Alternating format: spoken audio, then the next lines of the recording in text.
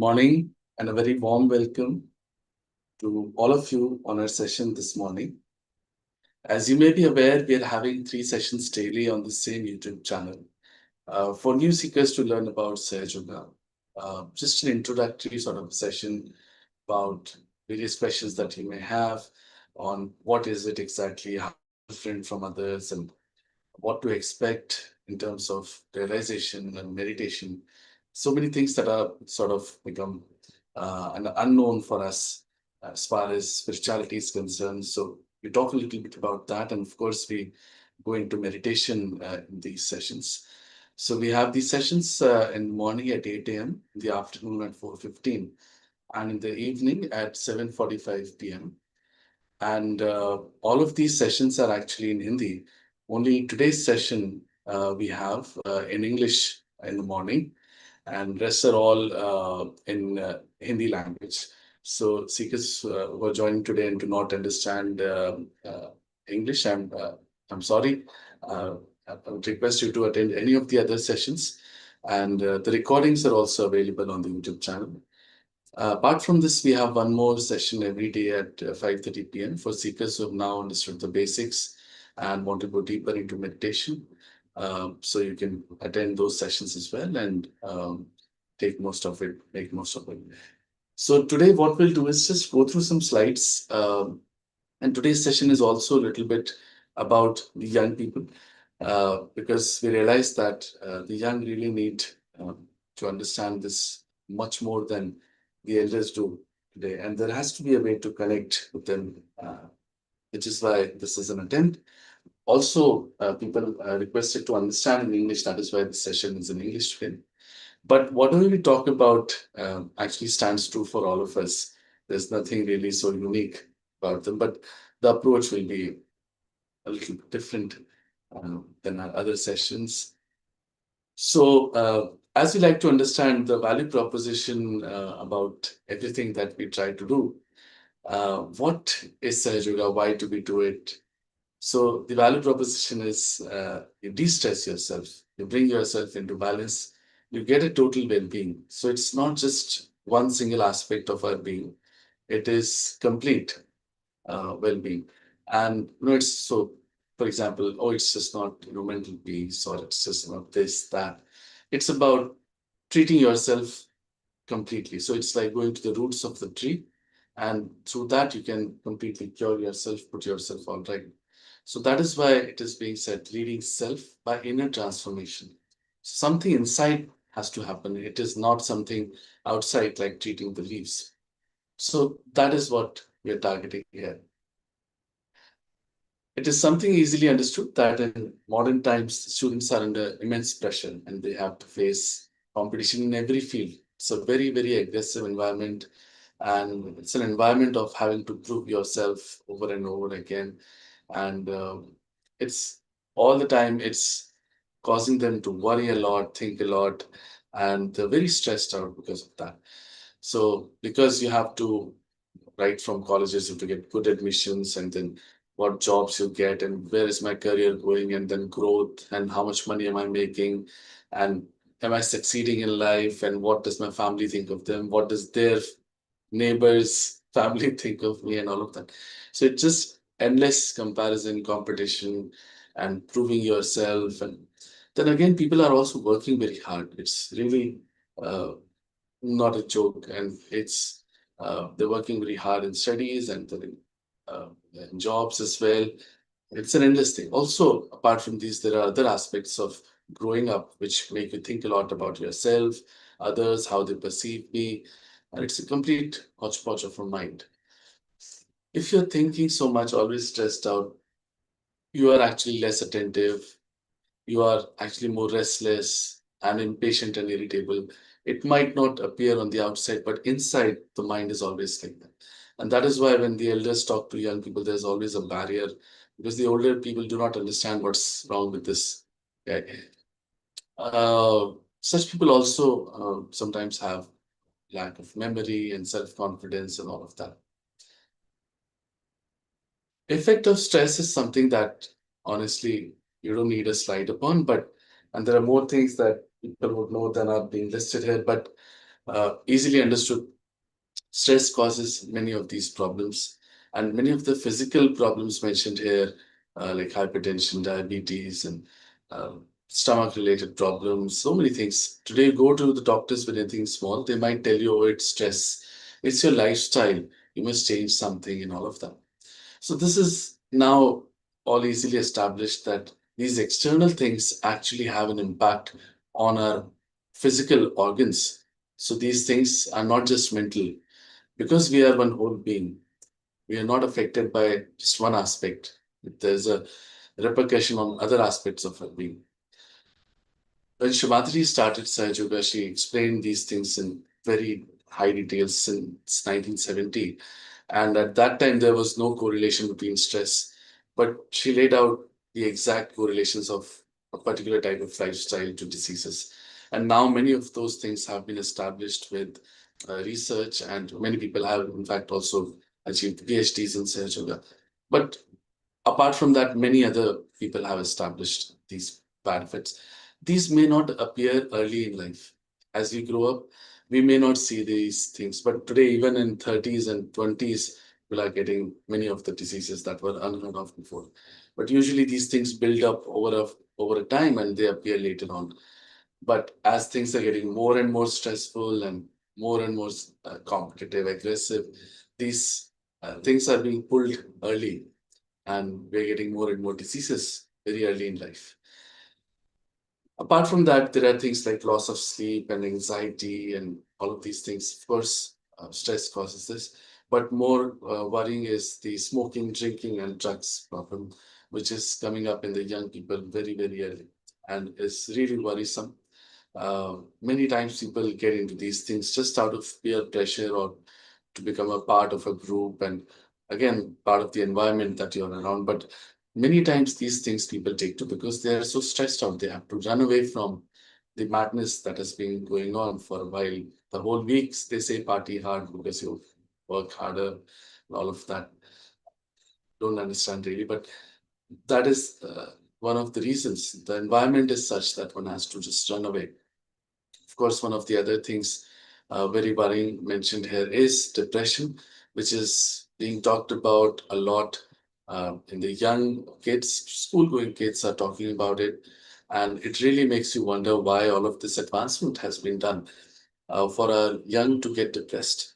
I'm sure this was unheard of in the past, but it makes you wonder why with all of this. So then somebody, let's say you're very stressed out and you are identified by the family that there is a problem. Then you're sort of given counsel by somebody uh, who tells you it's okay, whatever you have, it's fine. Don't need to take stress. Just start living your life. But as soon as you step out, you talk to someone, again, the same thoughts start. And we're all the time stressed and want to have this or that. And there's a reason why it is called the Mayaja. This is part of the whole play, where you cannot easily get out of it. If it was that easy, then anyway, everybody would have achieved the, the ultimate very easily. So we are living in this world and it's very difficult to get out of the things that cause stress. So then people get to other things. People try exercising at times, especially working people. They think that it's enough. I need to take some mind. I need to take my mind off things, and just 1 hour of physical exercise can do that. It may because you are so focused on the physical aspect of things that for a while you stop thinking. But it's not really a permanent solution. And to add to that, in fact, in Sahaja, we understand that you stress because you think a lot. That means you're working too much on the right channel, which is the Pingla Nadi. And that channel is also responsible for our physical action. So if you also overdo physical action, then it might go into imbalance and you might get heart attacks. So it's not that we should not exercise, we definitely should, but things should be in balance, all of them. Imbalances cause many harmful effects in our body, and we understand that in Sahaja Yoga very clearly. There are other things like Indian classical art forms. They have a great positive effect on our being because they were derived by people who were realized souls. and they knew what ragas which will affect which chakras and all of that. But there is also a science behind that. And again, it's not something that will give us a permanent solution, which is why people have been searching for something higher, meditation. So many people from all across the world are coming here to our great country of yoga and spirituality and searching for the divine.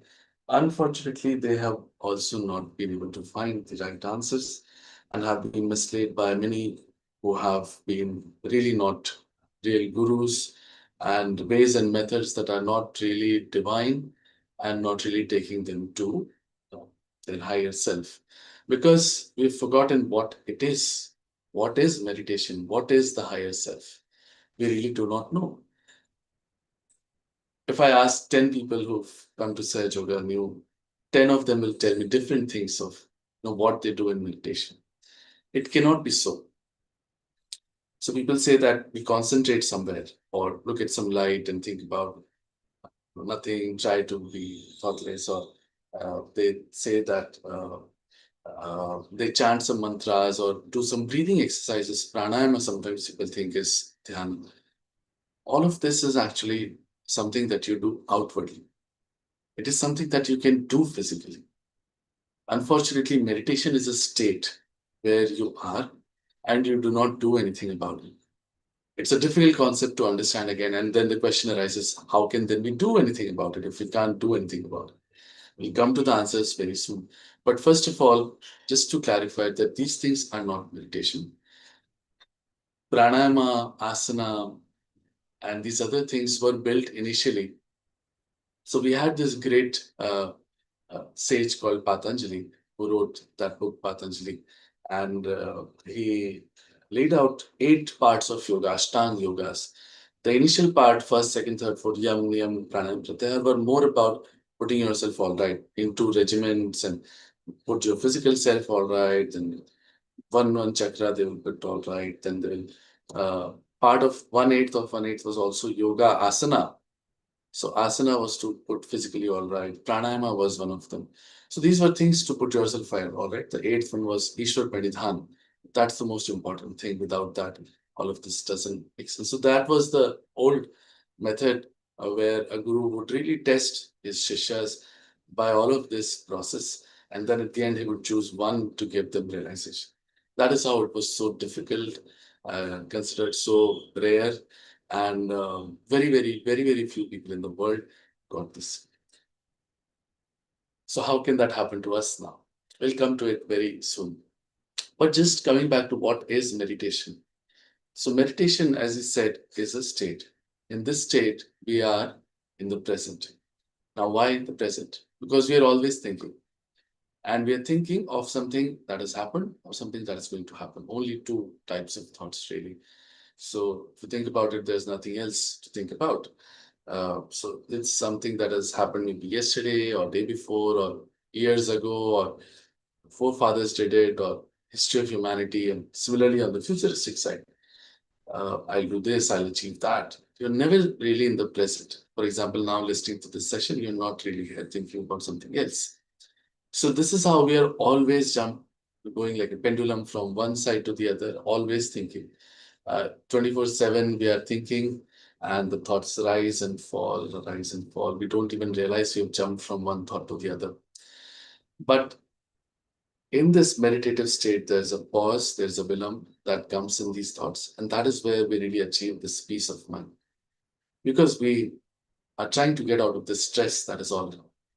So that builds up over a period of time, builds up for a longer time, and that really gives us this peace and bliss. So meditation, as it is said, that is how we are in silence. If you think of a tree, and we have taken the tree analogy initially as well, it can grow only when there is silence. If the Mother Earth is moving all the time, it cannot. That is how we are also built. Our growth happens in our awareness, not physically, nothing outside. And that growth happens in thoughtless awareness, which is meditation. Now, why does one talk about growth, awareness, all of this? We don't need this. But what we don't realize is that we do need this. So, We've come up to this human stage after a huge, long process of evolution, right from unicellular amoeba to fishes to animals, and I don't know how many millions of years it took for a human being to come to the earth. And as a human being, then we evolved a lot. Today, we have developed so much in our conscience. Collectively, we know what is right, what is wrong, what is arts, what is science, philosophy, and so much about religion. And there's so much that has gotten developed.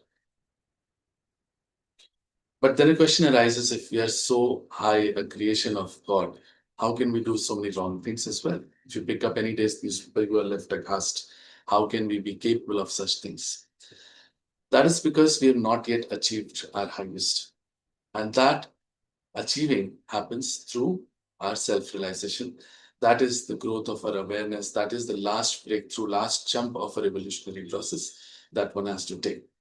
And once we take that, all of the stress of this world and these problems, they all go up because they are all worldly problems and we get connected with the divine. So that is why you have to achieve your self realization. That is why you have to seek spirituality, something higher. Now, what is Sahaj Yoga? Sahaj, something simple, something spontaneous, something that happens on its own, something so innate that it is born within, as in Saha means with, Cha means born. It is something that is all built in inside. There is nothing new about it. It's the same old science that we have heard of since ages ago in our great country, where sages used to sit in Himalayas and hills and dales and forests and do tapasya for so many years to achieve this. It has become Sahaj somehow. So, how has it become Sahaj? Because the time has come. This has been promised in many scriptures, by the way.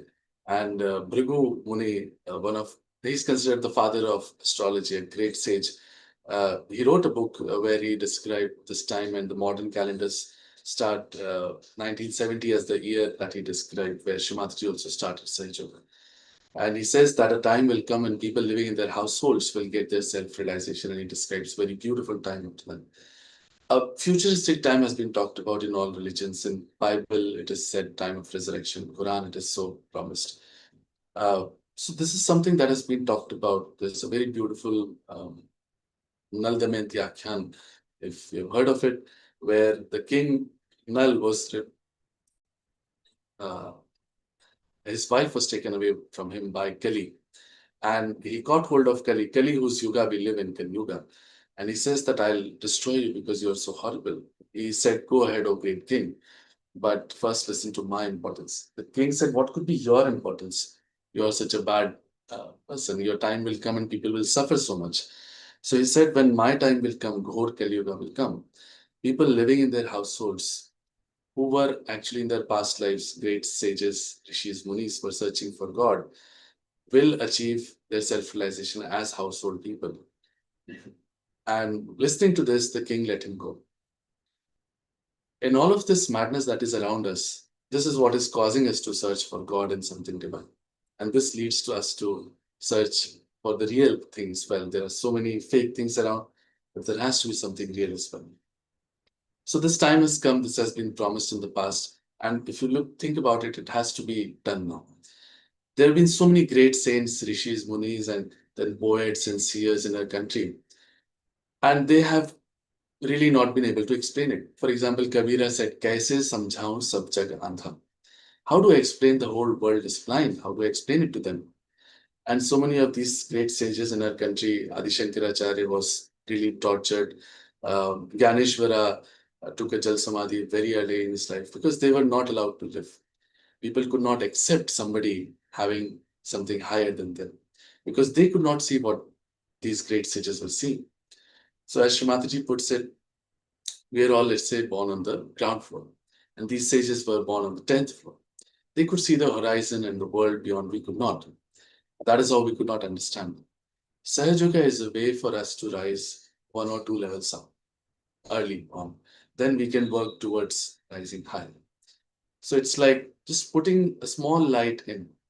The lamp is still broken. There are screws that are not all right. But in that light, you can correct all of this instead of the old method of first putting everything all right, and then at the end, Guru would decide. So Sahaja Yoga's way is a little different, and that has been achieved by Shree Mataji's blessings. And this is now happening to all of us very easily. Spontaneous, it is all proven by science, and you prove it to yourself, you know. So Sahaj Yoga. Yoga means the union with the divine.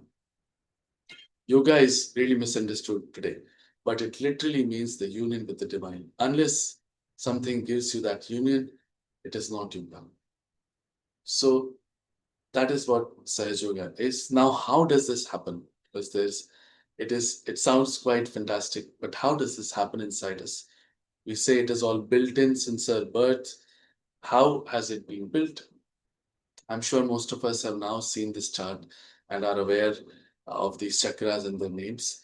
But just we'll spend a few minutes here before going into meditation, as it will help in meditation quite a lot. So, when we were in our mother's womb, the energy that created us entered from the top of our brain hair. If you've seen small newborn babies, they have a very soft spot here, or if sometimes it even pulsates, because this is the point of entry of this power inside us. This power refracts into three parts.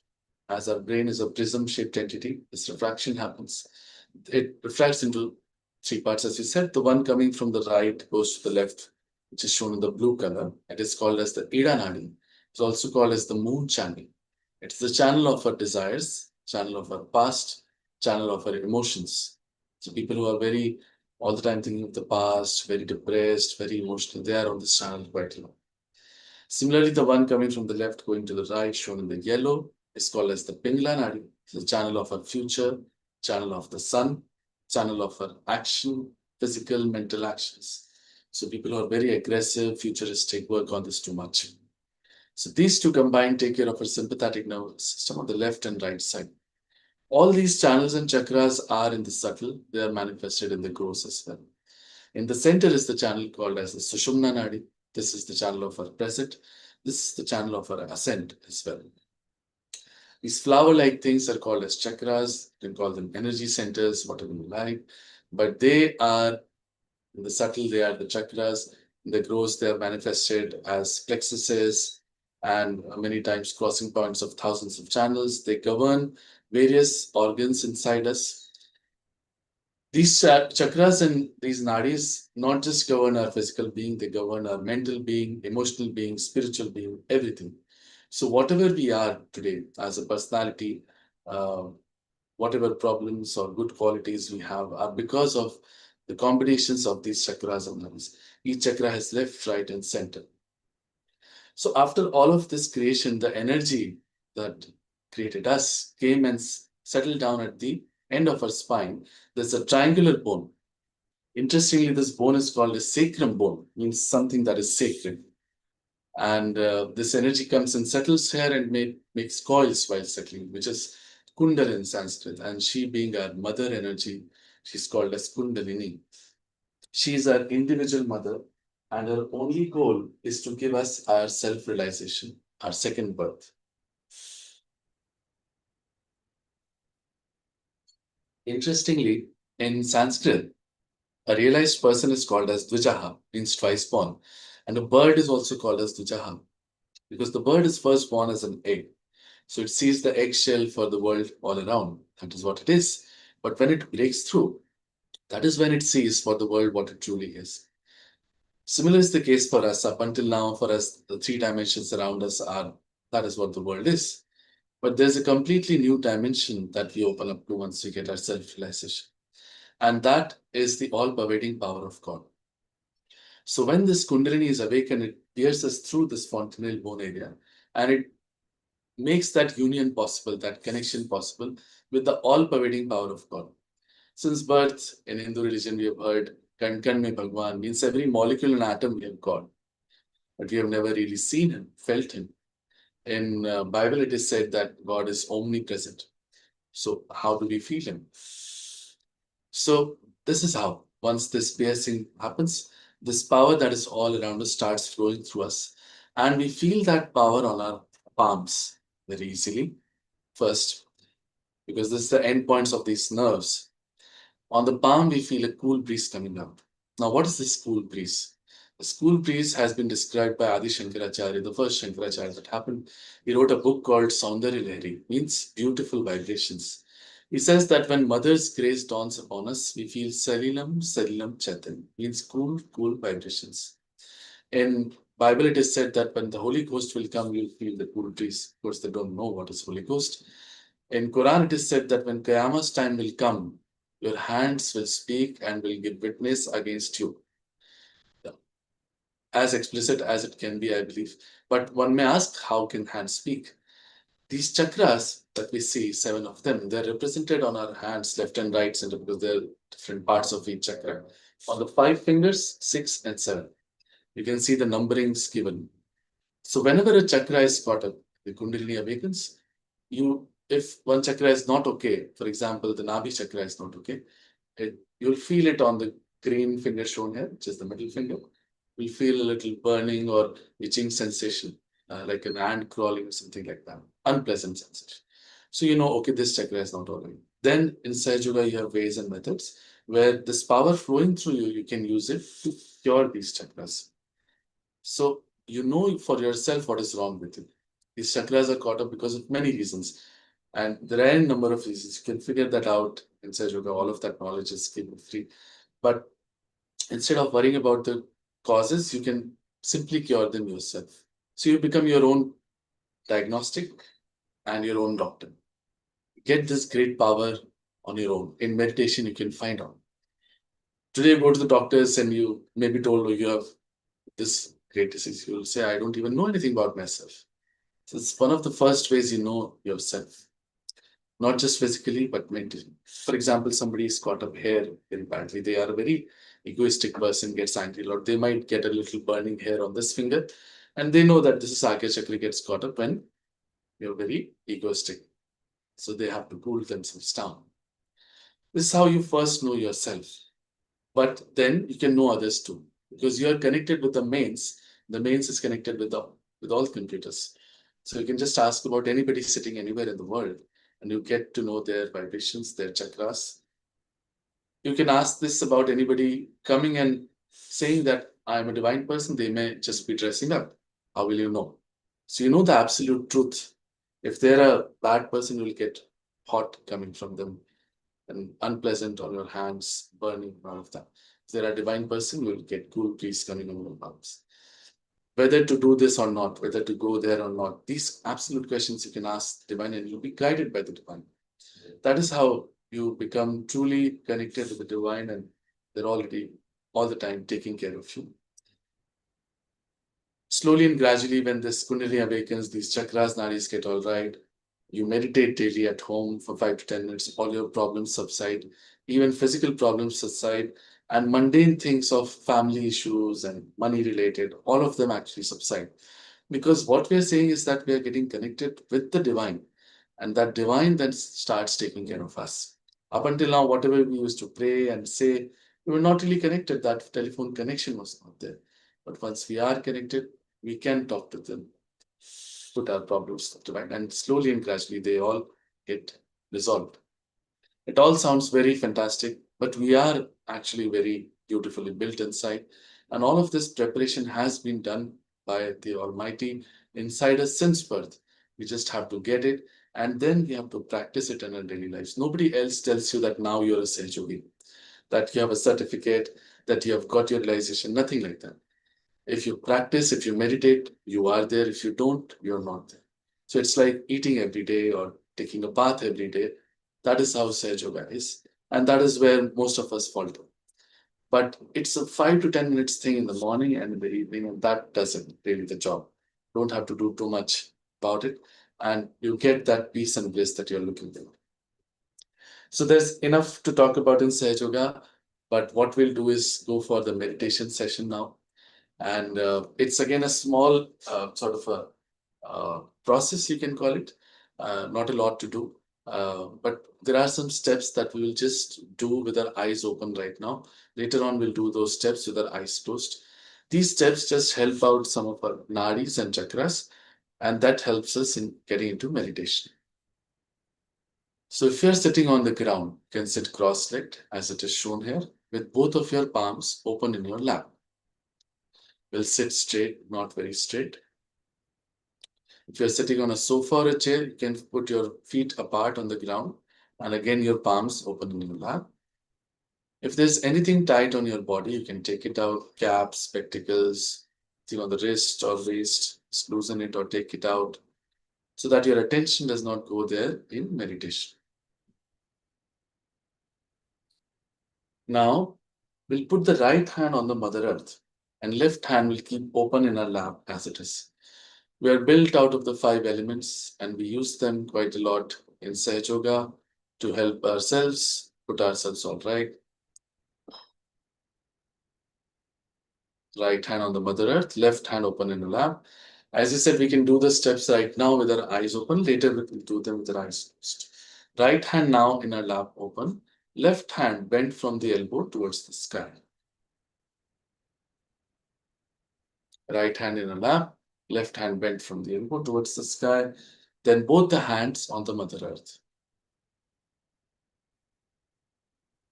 These are the steps for balancing our channels. Then the next steps will keep the left hand open as it is in our lap and place the right hand on our heart. Right hand on our heart.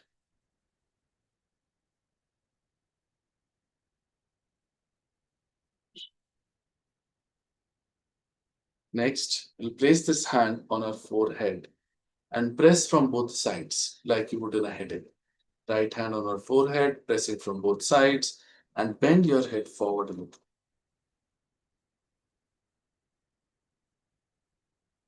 Next, we'll place this right hand at the top of our head. We'll push back the fingers completely. Place the center of the palm on the fontanelle bone area, which was a soft bone when we were kids. And while pressing here, we'll move it in a clockwise direction so that the scalp also moves along with it.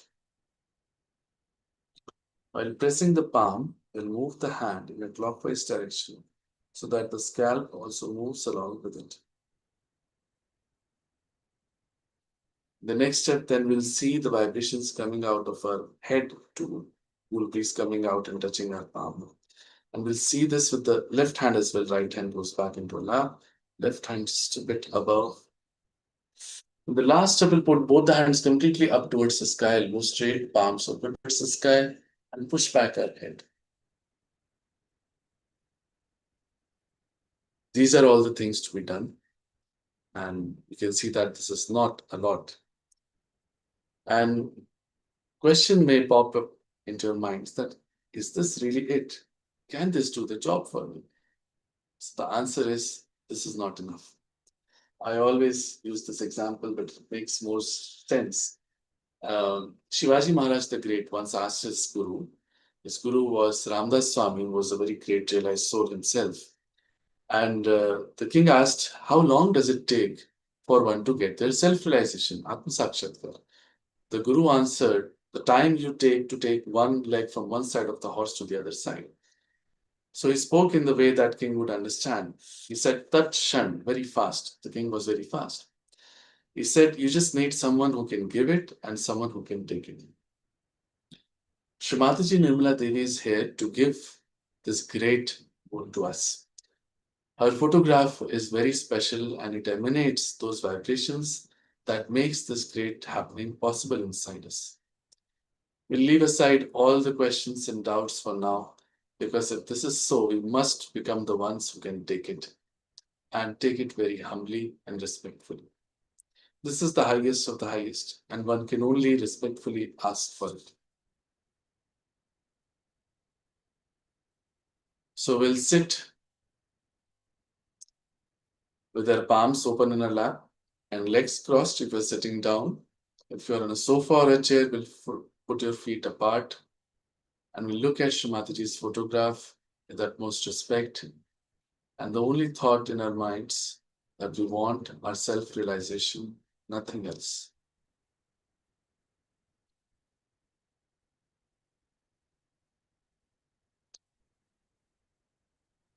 We'll slowly close our eyes, sit straight, not very straight, not slouching. And now we'll do the steps that we had just seen. We'll place the right hand on the Mother Earth. Left hand will remain open in our lap.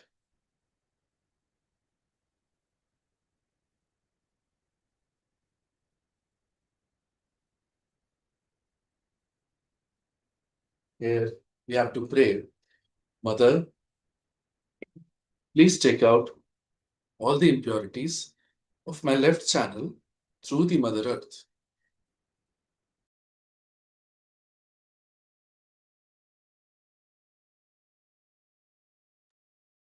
Mother, please take out all the impurities and imbalances of my left channel through the Mother Earth.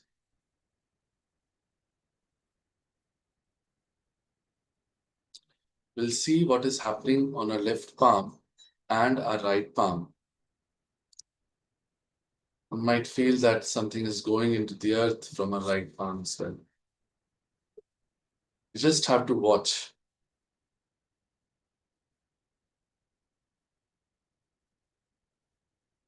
We'll bring the right hand back into our lap now and place the left hand bent from the elbow towards the sky. Right hand in our lap, left hand bent from the elbow towards the sky. Here we have to pray, Mother, please take out all the impurities and imbalances of my right channel through the ether element, sky. Mother, please take out all the impurities of my right channel through the ether element. We'll bring our attention to both of our palms as well and just watch.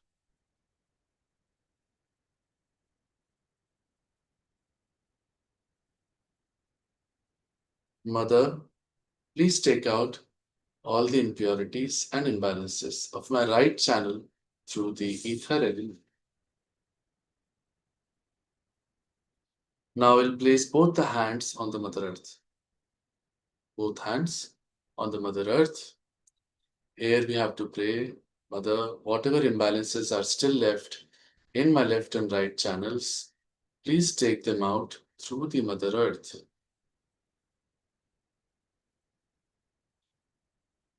Mother, whatever imbalances are still left in my left and right channels, please take them out through the Mother Earth. Mother, please bring me into complete balance, into the center, into the present. Mother, please bring me into complete balance, center, and the present.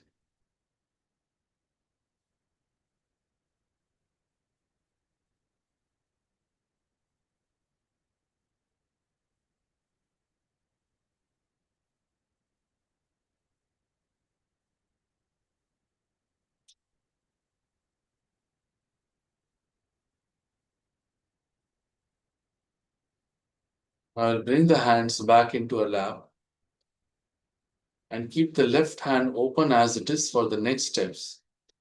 We'll place the right hand on our heart and press it here so we feel our heartbeat. Here, we have to assert a great truth. Mother, I am the pure spirit.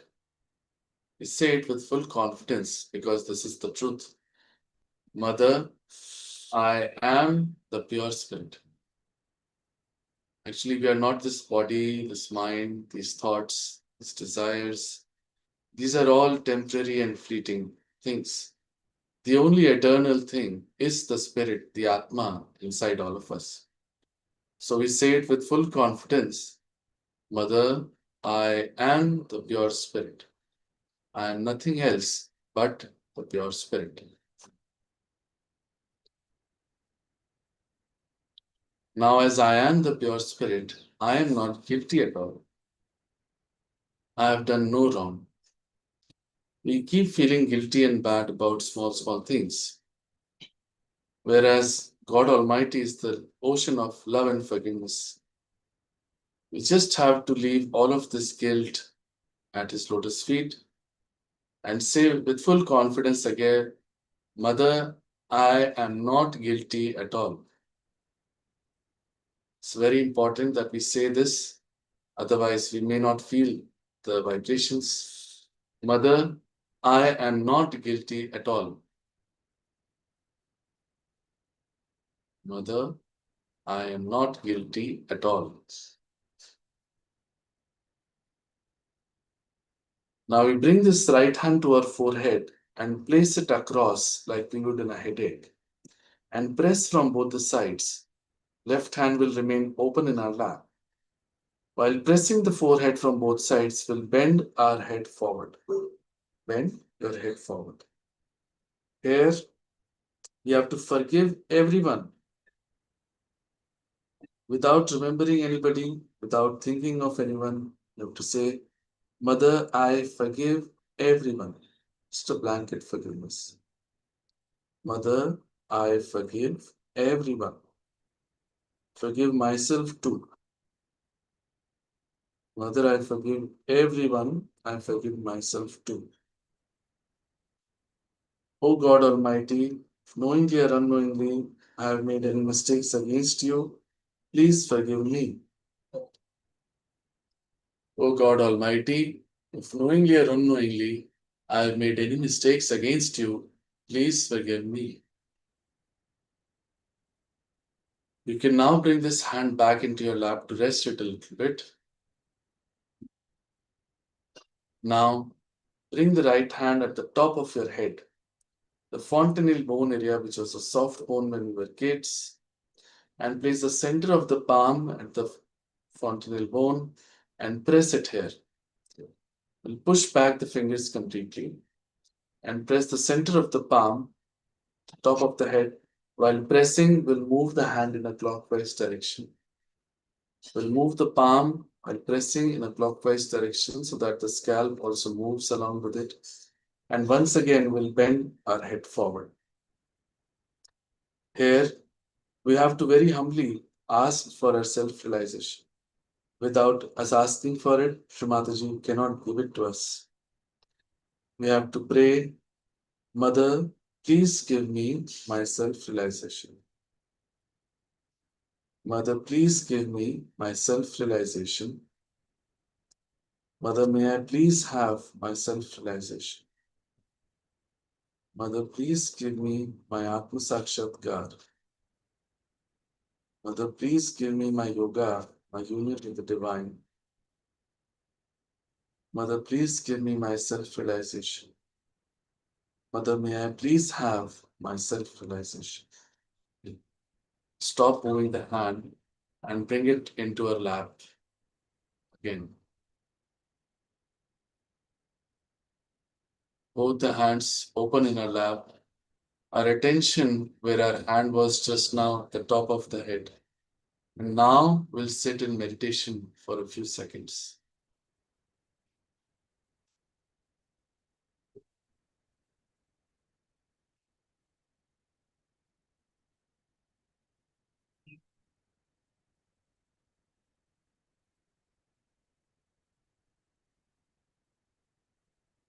You can raise the hands a little bit up from your lap and keep them open, fingers stretched.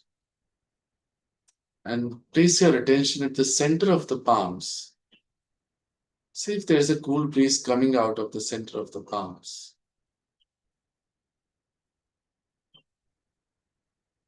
It can be a subtle feeling, so look at it minutely. It can be cold, it can be cool in one and hot in another. Or it can be cool or hot in both. Just have to watch it. No reactions. Now bring the attention to the tips of the fingers.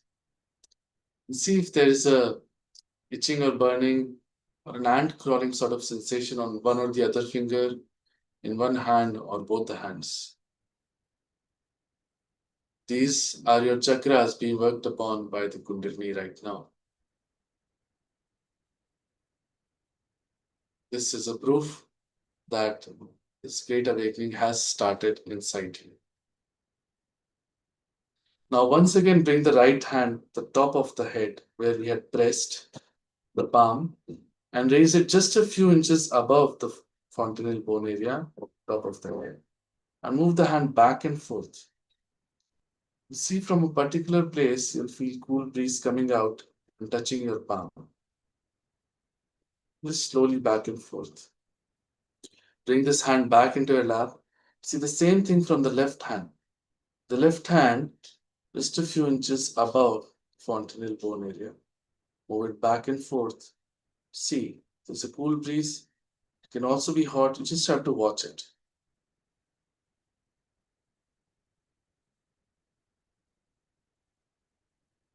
On the last step, we'll put both the hands completely up towards the sky, elbows straight, palms open towards the sky, and push back your head. Here, we have to ask one of these three questions three times.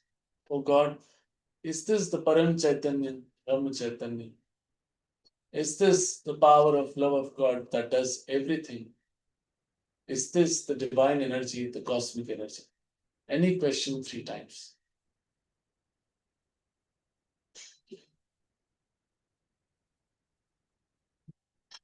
You can bring your hands back into your lap. And once again, for a few seconds, we'll keep our attention at the top of the head and sit in meditation.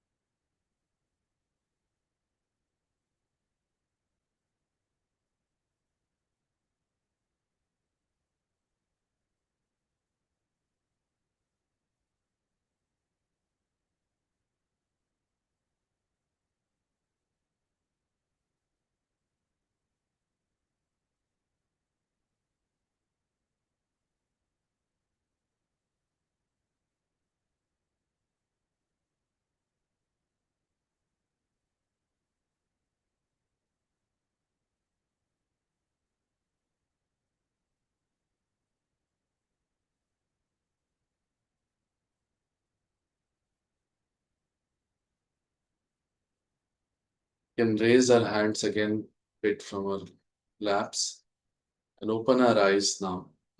Look at Shree Mataji's photograph and see that there are no thoughts right now, even with our eyes open. This is the first boon that we get after self realization of thoughtless awareness. We bring both of our hands together in a namaskar. Thank Shree Mataji and our Kundalini Mother inside for this blissful experience. For those of you who have recently joined, I would request you to continue attending these sessions for a while. Sometimes it takes a while for the experience to really establish and us to understand all that has been talked about.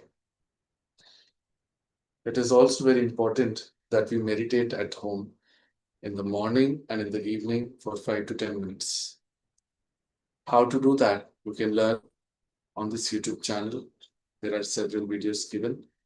How to protect yourself, how to do foot soaking, which helps you cleanse yourself every day. And there's a WhatsApp group. The link to the WhatsApp group and YouTube channel is there in the chat. You can join the WhatsApp group where again we try to post things which would help you in meditation. Also, it is of utmost importance that you go for collective meditation every week.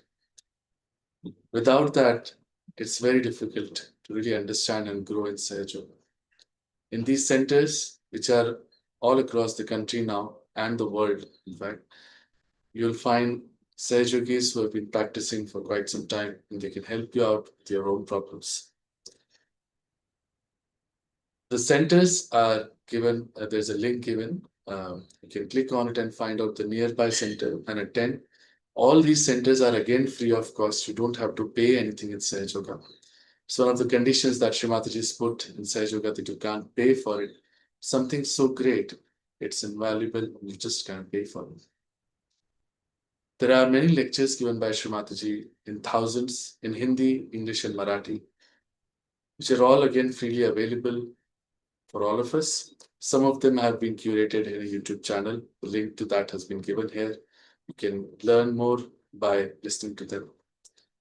Sahaj Yoga, as we said, is completely up to us to practice. It's a practical thing. And you learn by practicing at home yourself, the vibrations you understand slowly and gradually, and you become your own master, your own doctor, and you help others out as well. So, this is what it is, and you have to achieve it yourself. And you can bring others whom you think may benefit from it. Just reiterating, on this channel, we have 3 sessions daily, one in the morning at 8 a.m., one in the afternoon at 4:15, and one in the evenings for 7:45 p.m. for new seekers to learn about Sahaj Yoga. All of these sessions are in Hindi. Only on Sunday morning at 8 a.m., we have one in English. Apart from this, we have one daily session at 5:30 p.m. for seekers who have now understood the basics of vibrations and want to go deeper into meditation. You can join those sessions as well.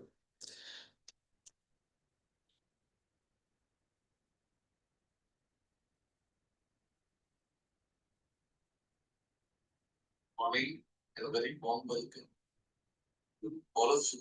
As there are no questions today, we'll end this session here. Thank you everyone for joining. Thank you, Shree Mataji. Jai Shri.